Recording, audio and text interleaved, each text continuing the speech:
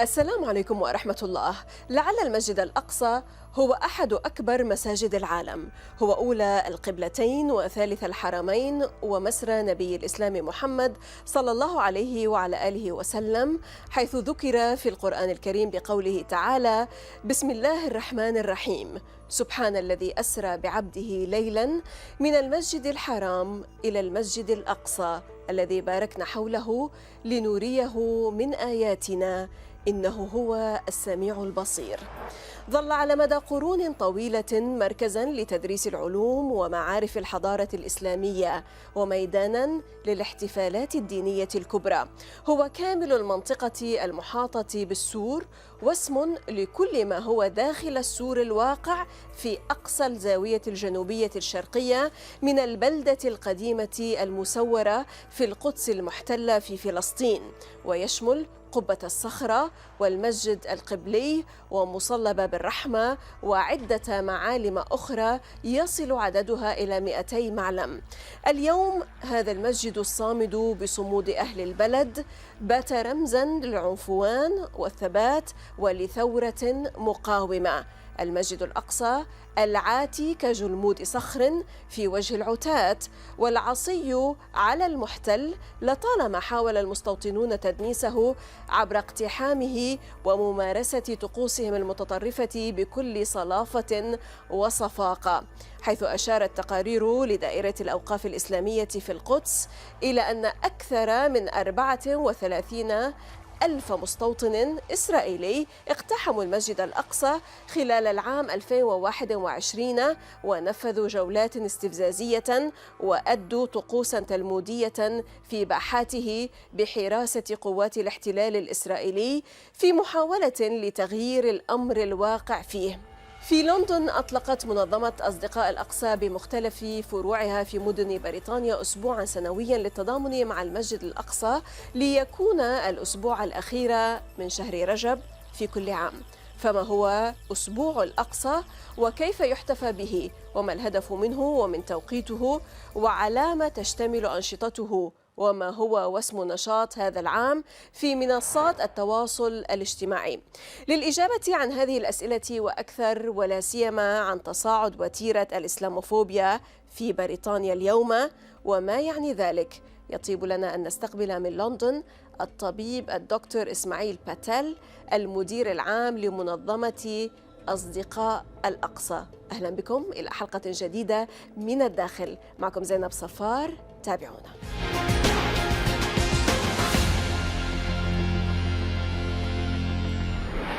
Dr. Ismail Patel, chair of the UK-based NGO Friends of Al-Aqsa, author of The Muslim Problem from the British Empire to Islamophobia, visiting research fellow at the University of Leeds. Welcome to Min Al-Dakhil from the inside, Dr. Patel.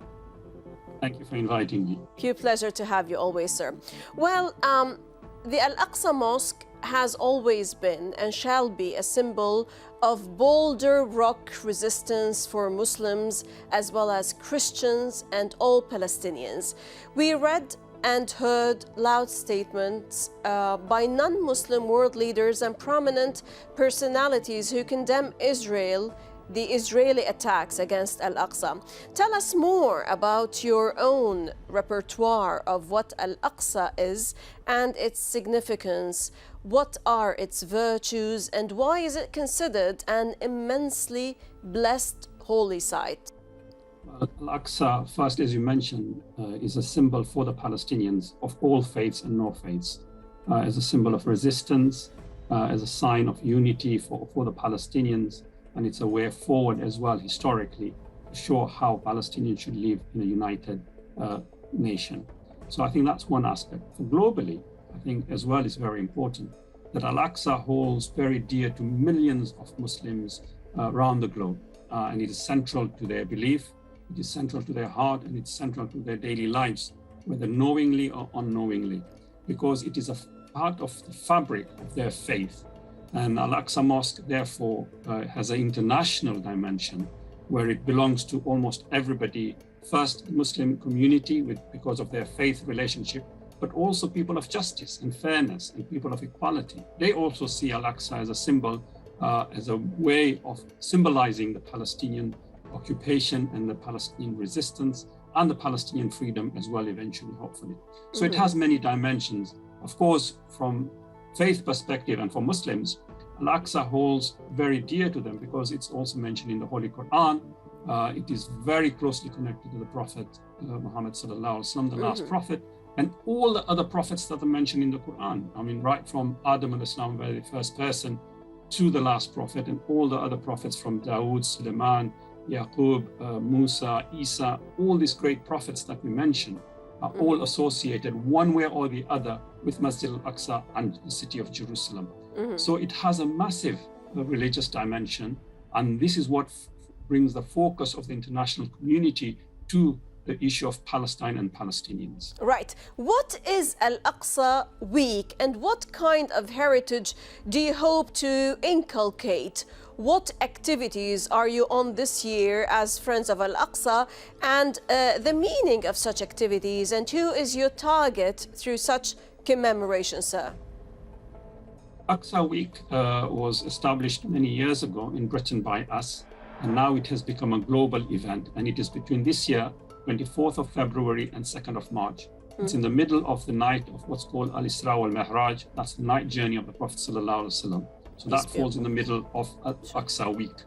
And what we want people to do in AqsaWeek is to hold events, either it's art exhibition, storytelling, lectures, interactive events, to highlight the importance of Masjid Al-Aqsa, its history, its heritage, its architecture, its glory, its symbol of unity, all these different things that different people in different parts of the world are doing, so that they revive the love and the affection to Masjid Al-Aqsa. It is extremely important to understand that it is the first step for the global community, and particularly the Muslims, is to educate themselves on Masjid Al-Aqsa. And we hope that Al-AqsaWeek is one of those events where people will be enlightened about the issue of Palestine through Masjid Al-Aqsa. And we have got many countries around the globe. At the moment, we've registered over people from 50 different countries will be holding events, and hundreds of events in each country. So you can multiply that many a time.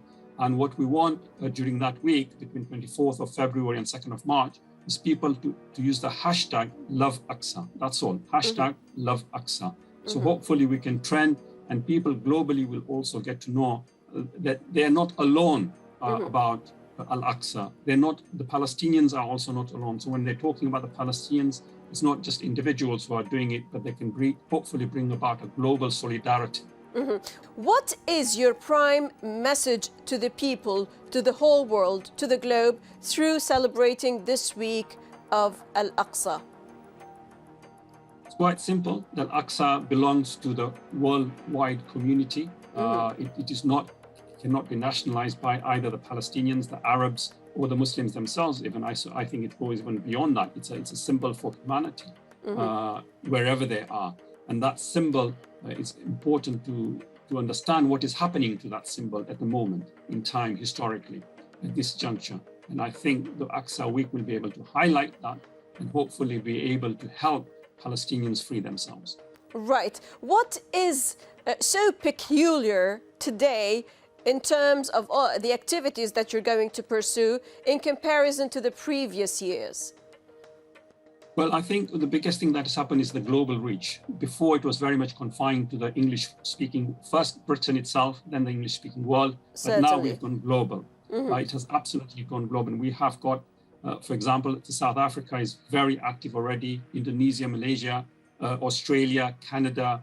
We've gone then right across through the Caucasus, the European countries in the what was known as Albania, Bosnia, and then Turkey, and then Middle East. We've got many countries right across the Al-Sham region and beyond who are participating, and Northern African states as well. So we have got a worldwide now participation in it. And the most important thing about this AqsaWeek is that it belongs to everybody. Everybody has that responsibility. It doesn't belong to us or to Friends of Al-Aqsa or to me. And so is the hashtag #LoveAqsa. Absolutely, absolutely. It's everybody who thinks they love Aqsa and they have a part of it should feel responsibility and do something about it. And that's the beauty about this. It doesn't belong to any one organization, any one person, any one group. Anybody listening to this can do it. on their own behest, and because they have the love for Aqsa, because they have the love for Al-Quds, and they should go forward and do whatever they can. Right, beautiful. Dr. Ismail Patel, allow us to stop now for a short break, and afterwards we will continue to talk in this line, but also we will talk and shed light on the rise of Islamophobia in the UK after the break. إذن فاصل قصير ونعود، لا تذهبوا بعيدا.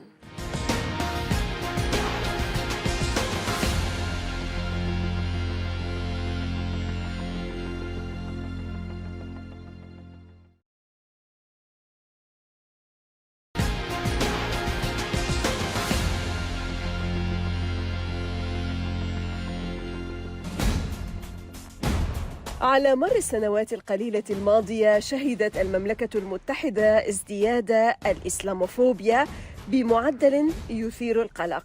ففي العام 2020 أرسل المجلس الإسلامي البريطاني ملفاً من الادعاءات يحمل 300 ادعاء بسبب الإسلاموفوبيا ضد رئيس الوزراء بوريس جونسون وأعضاء من حزب المحافظين إلى لجنة المساواة وحقوق الإنسان. من هذا المنطلق دكتور إسماعيل باتيل المدير العام لمنظمة أصدقاء الأقصى في بريطانيا يشرح ما هي المشاكل التي يواجهها المسلمون في المملكة المتحدة اليوم، وما تعريفه للإسلاموفوبيا، وما رأيه في ازدياد هذه الظاهرة وكيف تجب معالجتها. As you mentioned, there is a very serious trend that is emerging in Britain of attacks on Muslims. And I'm not talking about the physical attacks or people shouting abuse at Muslims or pulling, for example, the headscarves of sisters.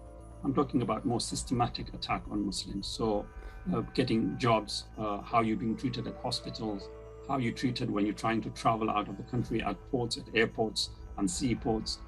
In the education system, how you selected at universities. So all these structural effects are impacting very strongly on British Muslims. And unfortunately, it stems from the powers to be itself. So as you mentioned in your introduction, the Conservative Party, which is the governing party in Britain at the moment, including the Prime Minister, has been accused of Islamophobia or Islamophobic statements or Islamophobic slurs.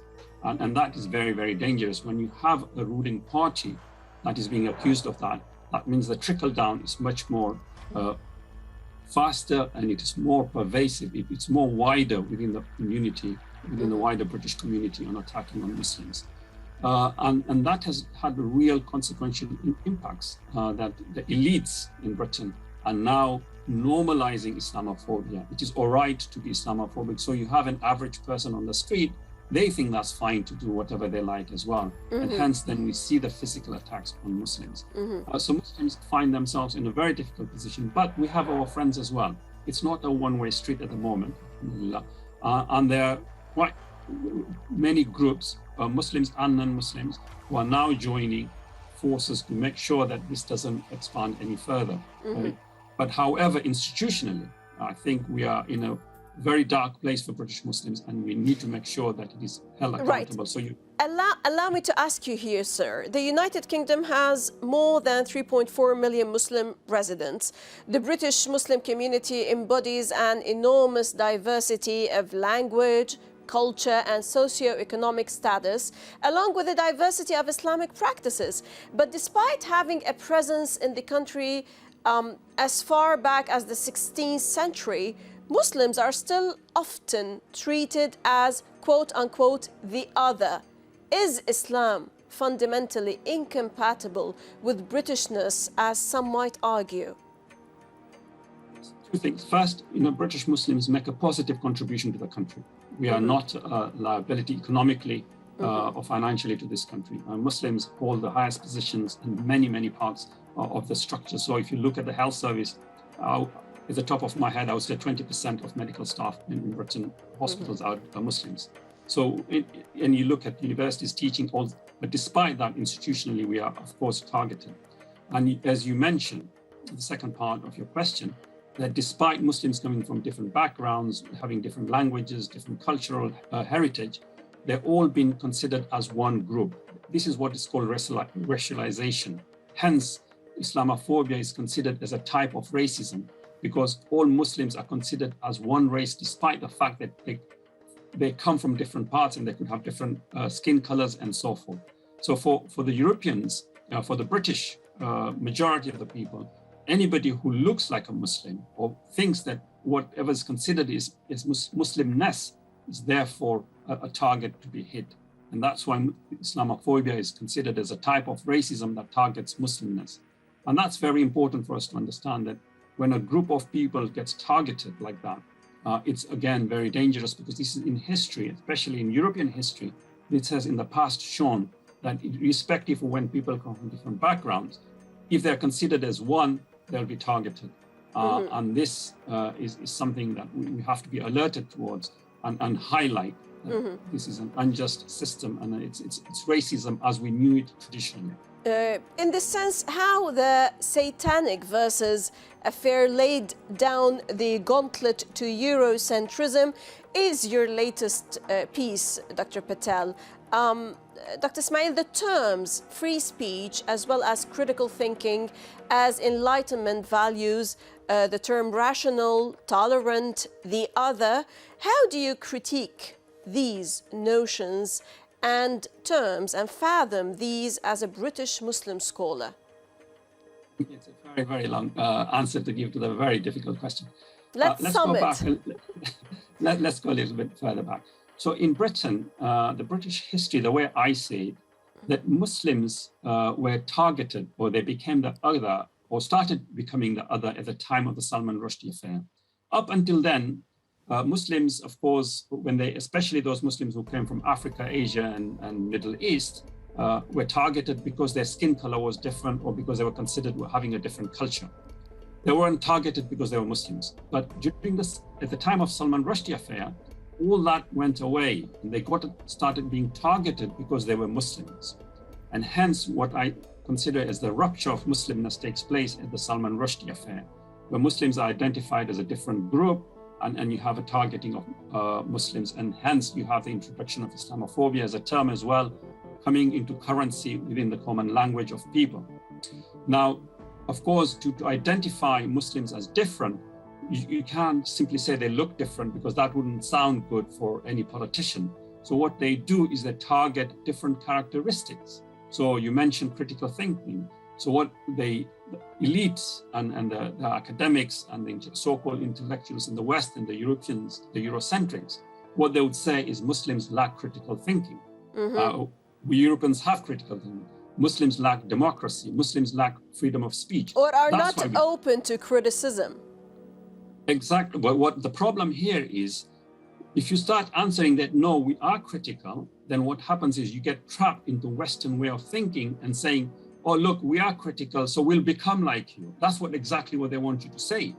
But what Muslims need to say, and what I am arguing, that Muslims need to argue the idea of critique itself. What is critical thinking?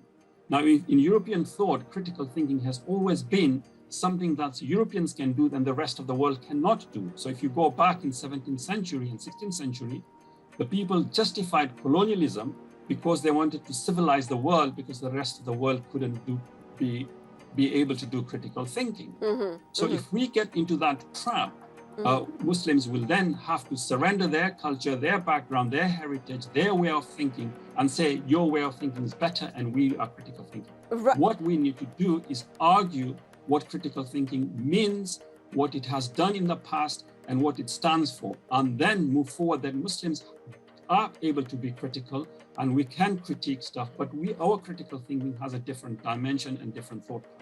Certainly. I want a quick answer on something very important, appalling how some incidents are twisted in the mainstream media, in the UK mainstream media, and the statements of the officials in the UK when it comes to Palestine versus Israel. Like, for instance, what happened with some Israeli ambassador at the London School of Economics, when pro-Palestine demonstrators held a peaceful demo to protest her participation in some event, of course, in line with the LSE Student Union motion passed in June 2021, ensuring that the university is free from discrimination and plays an active role in dismantling systems of oppression at home and abroad, as well as to establish an apartheid-free zone that does not normalize relations with any regime of racism, oppression, and discrimination. What's your take, sir? Well, I mean, that took place last year, but just 3 weeks ago, we had a similar event taking place in Cambridge, where Cambridge students unanimously rejected the Israeli ambassador to come there and give a speech. And they put up a very big resistance against her presence there, so which is fantastic. And this is what in Britain, what we have is a two-layer projection. We have the masses, the civil society, and I would say the majority of the British public are in support with the Palestinians. But the British elites, in particularly the political structure, support the state of Israel and what Israel is doing. Maybe not necessarily what Israel is doing, but absolutely the state of Israel and the political players. The Israeli occupation, true. Absolutely. So we have this dysfunction in Britain. And in a way, if you think about what democracy is here now, the British government is not representing the British public. So they're not being democratic. And this is the irony. And I keep on arguing that if you're democratic, then you should represent your people. And your people are always saying. So, for example, in May last year, during the month of Ramadan, when Al-Aqsa was attacked in Gaza and Sheikh Jarrah, at the height of the attacks, which are carrying on even today, there was something like 120,000 letters written to the British MPs by British public to support the Palestinians and to bring about sanctions on Israel. The British government did not act on the British public's sentiments or values or democratic expressions. So we have this disjuncture. So the British public, and for people like me, there's great work to be done in Britain to make sure that our politicians who are elected represent us and provide the voice that we want them to say and to provide the sentiments of the streets. And that is very important. And hence, political activism in Britain and to work for justice anywhere, including Palestine, is extremely important. And we make sure that we hold our politicians accountable. Right. And make sure that whatever they do, in effect, what is happening in Britain now is their support, the British politicians' support for Israel is no longer as open as it used to be. Of course, they still support them wholesalely, but they're doing it covertly and behind closed doors and using covered up languages and so forth. And we hopefully slowly be able to expose that and make sure that they do represent the British people and the British public views. Hopefully, sir. We also hope that not just to commemorate annually Al-Aqsa, but to keep going global to spread love for one of Islam's holy sites throughout the whole year. Dr. Ismail Patel, Chair of Al-Aqsa Friends, Muslim scholar and researcher, thank you very much, sir, for your valuable thoughts and your innovative and refreshing approach. Bless you and be safe. Ultimate pleasure to have you always. ودائما الشكر لكم مشاهدينا الكرام على طيب المتابعة. للتفاعل أكثر تابعونا على صفحات السوشيال ميديا ومن كل فريق عمل من الداخل من كل الميادين. السلام عليكم ورحمة الله.